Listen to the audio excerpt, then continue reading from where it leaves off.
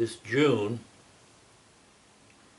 and he's doing a year's research then at the university in neurology, which he's been doing for the last couple of years, and teaching. He'll be teaching and have a stipend. And then his sister, of course, is completing her third year at Yale, and she has a residency type program for the summer, and apparently will be a counselor for the freshmen when they come in, and that allows her to have her room and board paid for. So this is the first year in the last about 5 years that they haven't been in Europe. They usually go to Europe, and they aren't going there this year. In retrospect, you... Of course, last year, the girl, Anne, she did the El Camino walk across the northern border of Spain, walking Wow. from the east to the west, and then she continued on until she was at the Pacific Ocean, and she did it barefooted. Oh my. Oh my gosh. And she took this stack of papers with her with ink, and each morning she would make a footprint. And she collected all the footprints that she had. She injured her foot, so she was missing some footprints of 1 foot for a while. And then she had a display there at Yale this past fall of that trip. She's in fine arts. That's what she Oh, what she okay. does, and I'm not sure where she stands. She's supposed to get an appointment at to the graduate school, either there or someplace else. I'm not sure just where she stands now, but she's done very well. These are Amy's children? What's that? You're saying these are Amy's children that you're talking about? The one? Yeah, these are Amy's children. Yeah. Did your grandkids ever get back to Aurora? Did they ever visit Aurora? Do your grandchildren come to visit you here? Well, she was on the El Camino walk when Jean died, but William came for the funeral, so he came to Aurora, and that was very, very nice. My brother came. He lives in Richmond, Virginia, and that was nice. And of course, a number of Jean's relatives came from the Carolinas. So. Well, let me ask you. I remember you and I had this talk before, that you were stationed in Chicago when you were in the Navy, and you settled in this area. So how did you feel about the school system here, having been up in the area where you had such large schools, you know, large capacity schools? How did you feel about the school system here? It was such a change for you. I wasn't very smart then. Oh. And certainly not very sophisticated about school system. I was reading the paper today and looking at the outcome for the last couple of years for the South Dearborn School Corporation, and they had the results of the I-STEP, you know, for whatever importance that is. But certainly I feel that Well, first of all, I'll just very clearly, I voted against the $9,700,000 bond issue for the new school, rehab and new buildings, and of course the artificial turf. And I just thought the school board made a bad decision. Of course, Brett Fairman and Carla Rabb voted against that decision, which I appreciated. They should have given the voters, the property owners, other choices, that we could do this much but not this, some other alternatives. It was either all or nothing, and I didn't like that arrangement. And the other thing, they did not make a statement about education. It was about the buildings which need repair, and no question about that, but how that impacts on the educational process. Of course, the grade school and middle schools got money because they did not cost, the costs were under $2 million. But I thought the school board just didn't do it right. So I voted against it. And, all right, I signed a petition against it. That I shouldn't say I voted against it. And I hope they go back to the drawing board and start all over again. And I hope they would make a statement about how these improvements and how this expenditure of monies will positively impact the education in the schools. Apparently they've changed their statement about the schools. It used to be a statement included the wording to provide the best education possible, and I don't think their statement includes that anymore. They never published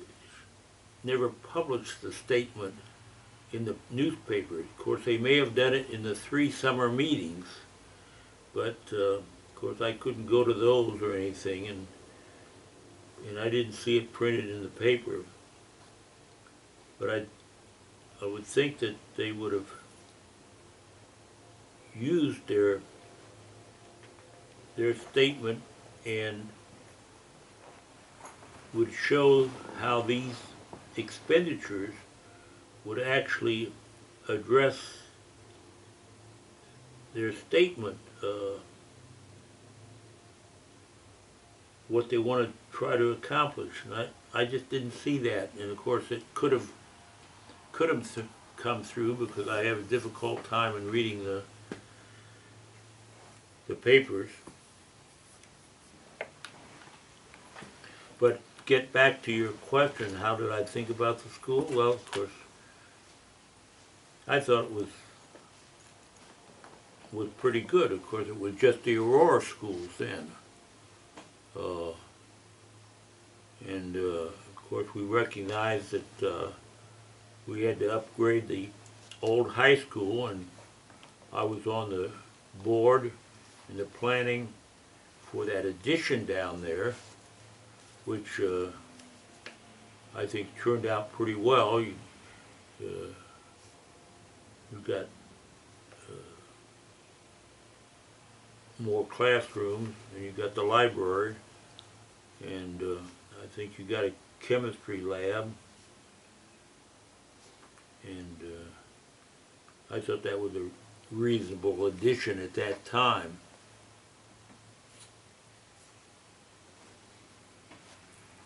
And of course, I remember down there during the time when Shuck got the contract for the plumbing. I remember that. And that construction company out of Batesville built the thing. Can't remember that construction company's name.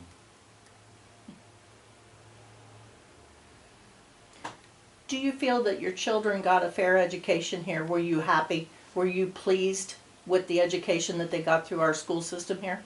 Well, what was that again? Were you content with the education that your children received here in this small community? Well, I would say so. I haven't really, didn't really study it that much. They all graduated. I'm concerned about the federal government and the Department of Education. I think as high as it should go would be at the state level. I think the fact that the federal government uses leverage of money to determine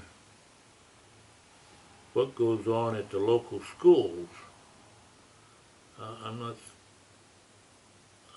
I don't like that situation. I think the public schools should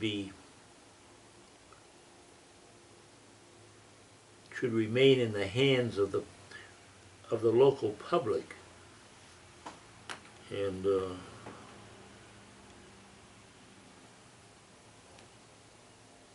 I think even at the state level it's a problem. But I do think there needs to be some kind of standards so that schools are responsible. Voss, who's now the Secretary of Education, at least her past record has been that she does not like public schools, and she's all for charter schools and that type of thing. But when you look at the parochial schools and what they do, and the kids that come out of parochial school into the public school system seem to do well. Those that come up through the public school system don't seem to do so well. And that may be an economic thing because it costs the people to go to the parochial schools, but it also involves them because they're willing to finance the child to get a better education. In the public school, I think sometimes the parents are not involved. Amy does volunteer tutoring down in Fort Worth, and she's working on a program not of her origin, but the idea of 100 by 25, which is 100% of the students by 2025 will read at third grade level when they complete the third grade. She tutors primary kids and high school kids. She said the high school kids can't read at third grade level down there. And, they come and they're hungry and they're dirty, and here we are in Fort Worth, Texas, with all the oil money and everything, and a really relatively affluent community, and she said it's just too bad. And trying to move the dial a little bit to improve the education for these kids is something. Of course, they have a lot of Latinos down there, and there are a lot of immigrants besides the Latinos, and it's something. But she's looking at a program that they have out in California where they have one night a week in which a school provides a meal for the family with the children, and then there's an hour or two of homework right there with teachers and mentors helping them to do it. And it's she said it she doesn't know whether the program is expanded, but apparently the results have been pretty good. Does she feel that part of the problem, well, does she feel it's a compounded problem, that the parents are disinterested, don't have time, or don't even have the capabilities themselves to teach their children? Maybe a Well- combination of all three? Well, she said part of the problem is that the parents don't have time. She said that, somehow all the kids have cell phones. Yes. And she said part of what she had in mind was that the school has a website, the one that she works at, and she wanted to read to the kids. Not only her, but other people read to the kids at grade level readings. And, at supper time when mom's busy getting supper, the kids could just go to this website and find the appropriate grade level reading, and somebody would be reading the stories. And she feels that from her experience in tutoring that the kids seem to do better when there's a lot of reading to them. It gets their interest, and then they read. And of course this is all just what she's thinking about now, but I'm sort of pleased that she's kind of involved in that activity. Back in the days when all your kids were in school, you were a busy physician, and going up and down the Frable Freeway of Wilson Creek on a regular basis. Mm-hmm. How in the world did you and Jean have time to check on all the kids' studies and all that? Mm-hmm. How did that occur in this household? Well,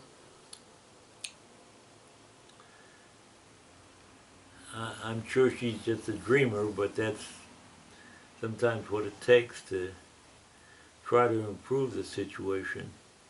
By the way, I didn't fully understand what this is all about. Is this about a history of Aurora education? Well, what we're doing is we're putting together a group of people who are interested in preserving the history and the stories of Aurora schools. Uh-huh. And we're working on putting together a museum of all these artifacts that have been collected over the years of Aurora schools, and a lot of Tom Ward's renditions that he's painted, and there's people that have donated item after item after item, and Dan has collected all those items. And one thing that we noticed when we went to the Milan Museum that there was video. So we wanted to have people on video talking about their memories of Aurora schools. Uh-huh. Well. So that's any memories that you have, we want to hear about them from a family perspective and life perspective, and just anything that comes to your mind. And so that's one reason we're here, other than the fact that we like to visit with you. Well, that's something. That's something. Richard wanted to know how did you and Jean manage to raise all of your children honor students with your business the way it was? I mean, I can attest to how busy you were. How did you do that? Take care of the children?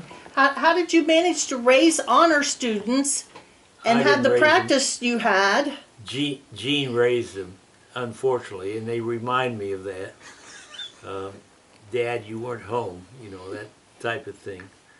And so that's it. I was too busy, and that was unfortunate. But they all, in their own way, made it. And of course, I lost Gordon along the way, and that's always been a heartache for me, because he was our firstborn son, and he did well in school, but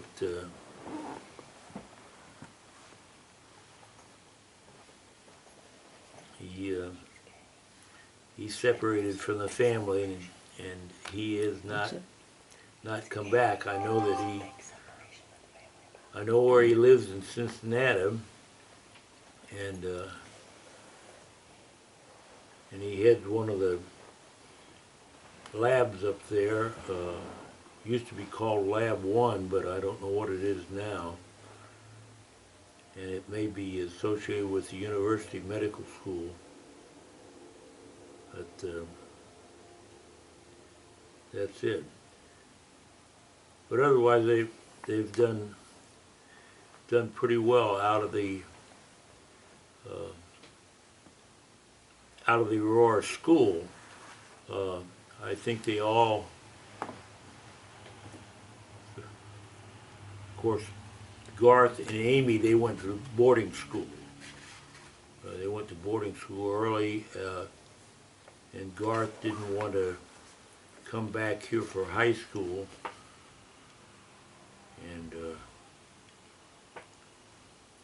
he did all right at the military school. In fact, he was valedictorian, and they asked him, I guess, after he'd been out of school about 10 years, he came back and gave the commencement address. Which, by the way, is talking about the commencement.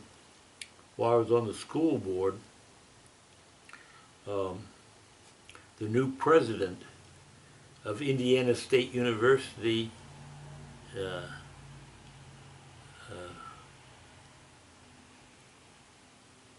was enthroned, I guess, over there, if you want to call it that.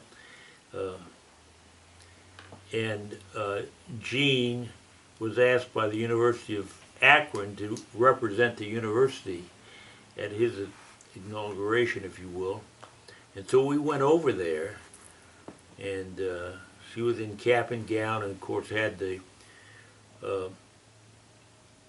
gold and, I think, black colors on for her, for the school. And of course they had a lot of things, including a dance. Anyway, I talked to the gentleman, and I can't remember his name, and I asked him if he would come to the high school and give a commencement address. And he said yes, and we had a little exchange, and we got the date and everything. And he flew in and landed out there at the casket company, and he gave the address. And of course, he was talking to the senior class, the graduates, and talking about the importance of education. For some reason, the one line I remember, he said, "If we don't have good philosophers, we won't have good plumbers." And that is stuck in my mind all these years. And I thought, well, you know, there's truth in that.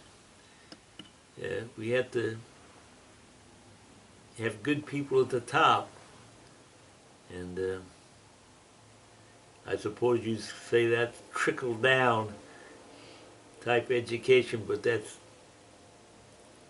I think that's where it goes. If we don't have good professors and don't have good teachers, I think the students suffer a little bit.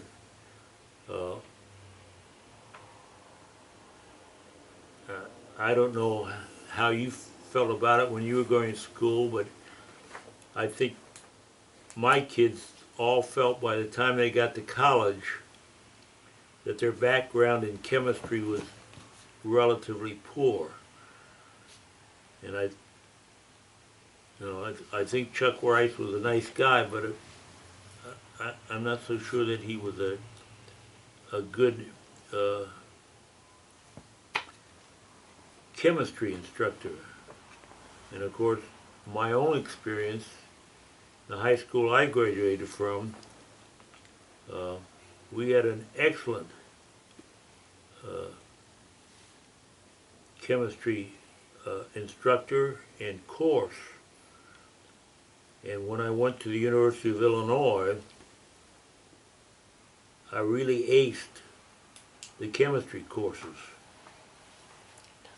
I was well ahead of my peers in the class, and I just felt that was a good example of you got to have good teachers if you're going to have students that do well as they progress through school. Do you remember what year that was, Dr. Frabel, when you had him come over for the commencement? What was that? Do you remember what year it was that you had him come over for the commencement speaking? I keep thinking of 1967, but you know, all of this you'll have to do, like the news, we'll have to do fact checking. You have to. We don't want the fake news, right? Yeah, yes. you have to do that because it's so easy to not have it right. You said he flew into the casket company. Did he fly his own plane? It must have been a small plane. What Did was the that speaker fly his own plane into the casket company airport? Was it the school's airplane that brought him over from Terre Haute? Or did he fly himself? Do you know if he was a pilot? Pam, I didn't quite understand. You try it again. When he came to speak from Terre Haute, was he a pilot or was it the school's plane that brought him? Do you know?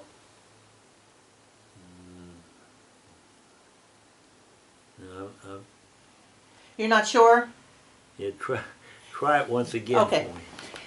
When you had the president come over to speak here at our commencement and he flew into the airport out of Casket Company, was it the university's plane that brought him or was he a pilot himself? Do you know?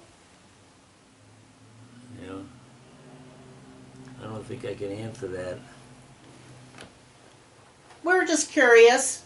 Try it once again. I had it on the wrong channel. Try it once again, Pam. Okay. I know it's a nuisance. No. Now, Dr. Frabel, you remember my mother was deaf.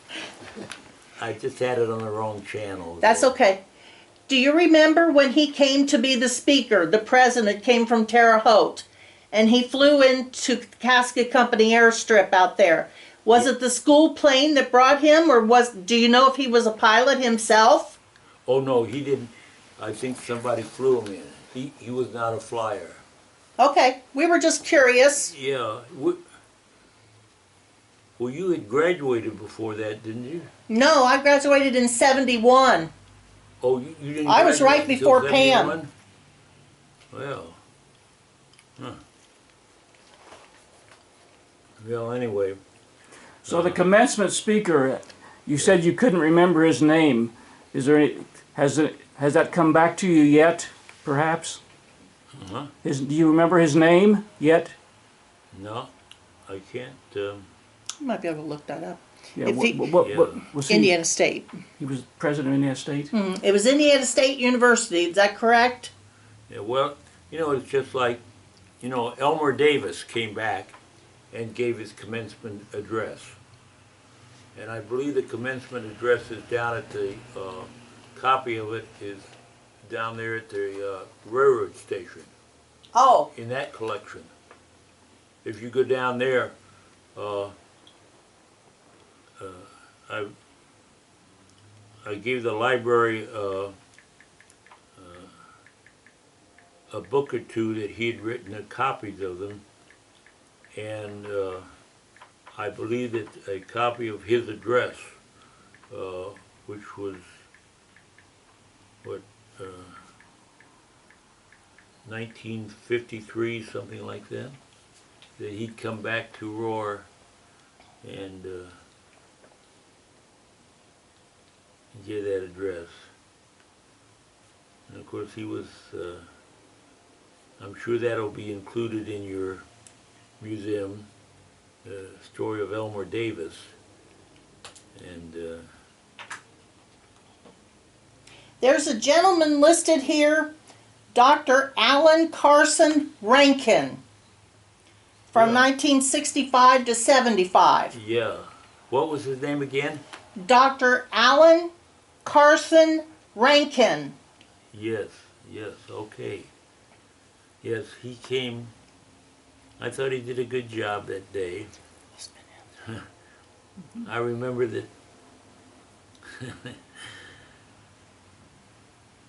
Mr. Snyder had to get up from his chair on the stage, and I was at the podium introducing him and did not have stage presence to raise the microphone up, so I bent over to the microphone and said a few words, and with that Mr. Snyder got up and he came over and raised the microphone up so I could stand up straight. I remember that so well. Embarrassing moments. That's it. So since you were so busy and you had so many children in the school system, what other memories do you have of events that you might have attended with the kids, if any? You were just such a busy guy. Yeah. Were there any other events that you recall that you attended with the kids? Well, Graduations or? Class plays or anything? well, I remember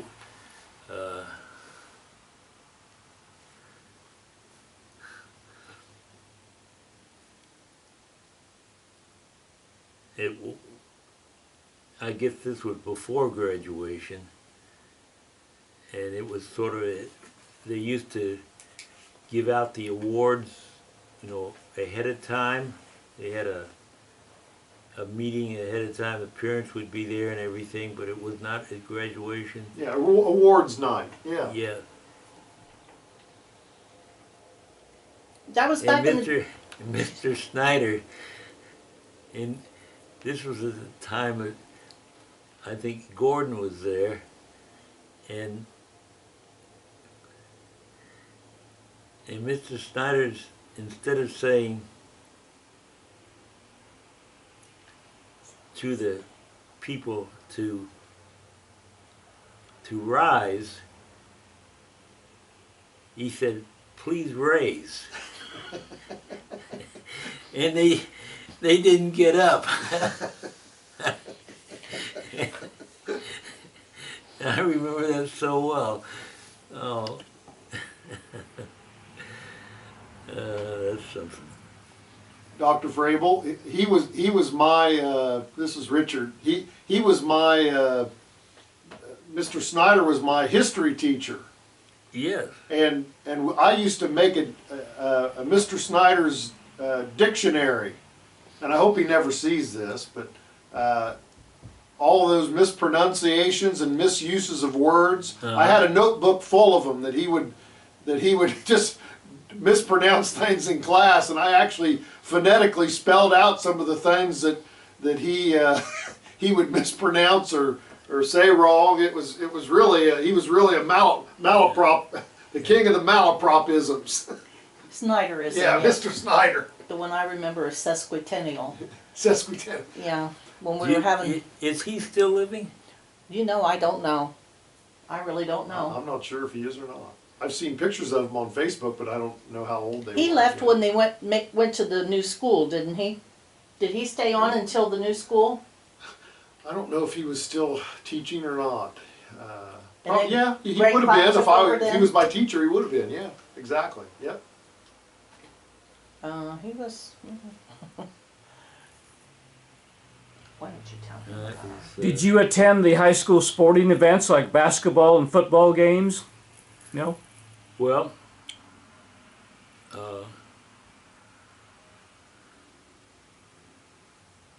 I really didn't, I just didn't have time. I remember I took Gordon to a football game or two, but I don't think I ever went to the basketball games. And as I remember that the basketball court in the old high school was not quite the official size. No. It wasn't it smaller than a official court? Very much so. In fact, you had double lines for the center line. And I think Dr. Baker told me that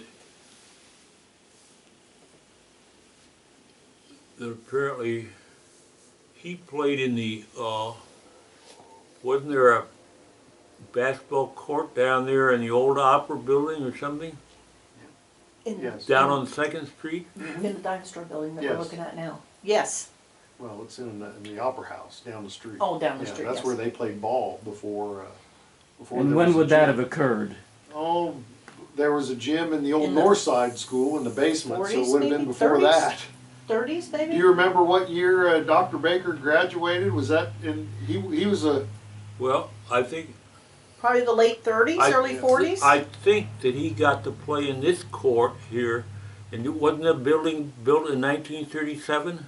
34, I think.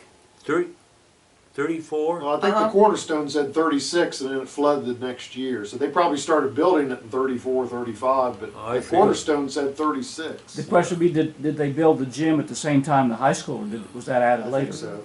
I think so. Okay. Yeah. Yeah. Well, they even had a gym in the lower part of the old Northside building. Yeah, which was the high school. Because I remember Forrest Moser used to tell us about them playing basketball down there. Yeah.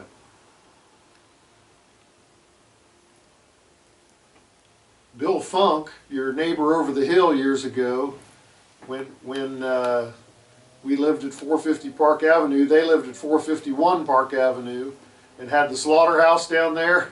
He graduated from Aurora, I think, in 1912. Wow. And he had some of those early yearbooks, and as a kid I used to lay on their living room floor and look at those old yearbooks, and I remember seeing some of the pictures of the old gym in the North Side School, but that's where he went to high school, was in the North Side School. Uh-huh. Yeah, and then he was a World War I veteran, but I remember well, they even took pictures over by, I guess there was a small levee that still was by the football field, because I would ask him, where was this picture taken? Even as a child, I wanted to know where that was. And it was, he said, that's over by the football field. He said they just raised that up to build Highway 50, but there was a small levee there, which I guess would have been part of George Street or something. Uh-huh. Yeah. Yeah, that's something.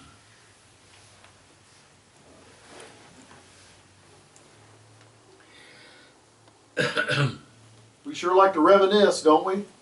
Yeah. Well, I can't think of any other events, but I may, after you leave, I'll think of something. Yeah. And I'll let you know. I'll let you know, Pam, if I come up with any thoughts. Of course, the problem with the Neary boy was that I guess at one of the assemblies that he'd gotten up and really berated Grace Smarr, and she was a Spanish teacher, you know, and ultimately was down in Lawrenceburg in the government down there. But I guess he did it in front of all the other students, and it came to my attention. I don't know why. Mr. Pitts talked to me about it, I believe. And so I said, we can't have this. And it was his senior year. And so I think the penalty was that he could not participate in the remaining activities of the senior year. And that's the reason why he didn't shake my hand at graduation. You remember what his nickname is or was? Dennis's? Dennis had a funny nickname. Did you ever know what it was? No. What was Hot Dog. Hot Dog? That was his nickname. So he was hot dogging that day when he didn't Yeah, well, shake your hand. well, that was it. It was something. I suppose I overreacted, but of course, when I went to high school, it was all law and order, and you didn't step out of line, and that was the way it was. Well, in all the time I've known you, and that dates back to You know, 72, you know, I've always known you to have a great sense of propriety and dignity and respect. And I well, think you... I went to a high school that was just a mile or so away from Fort Sheridan, up on the lake there. And of course, it included among its students and graduates in the past some of the generals of the Second World War, including Wainwright and Mark Clark. And they both attended the Highland Park High School. And of course, Fort Sheridan was an artillery place. And as a kid, in 1938 and 39, when the war clouds were gathering, we'd go down by the lake and you'd see this airplane with the sleeve trailing out the back, and they would be firing their artillery for target practice. I never saw them hit the sleeve. You'd see the burst, but they never, it seemed like they never came close to hitting it. And I guess that's the way the anti-aircraft fire was during the war. It wasn't very accurate. I guess it got better as the war went on, but I remember that. But a lot of those military families went through Fort Sheridan, and of course their children then would attend that high school. And of course, Admiral Stansfield Turner, who headed the CIA under Carter, he attended Highland Park High School. In fact, he lived next door to me, or I lived next door to him. And so I've known Stan for many, many years. And Where did you take your training? Was it up what's that? your naval training? Did you take it up on the lake then? You were in the Navy. Where did you take your training? Was it up on Lake Michigan? He's still in there. I didn't quite. You yourself were in the Navy. Oh yeah. That's correct? Yes. And you took your training up on Lake Michigan? Yes. It's hard for me to elaborate sometimes.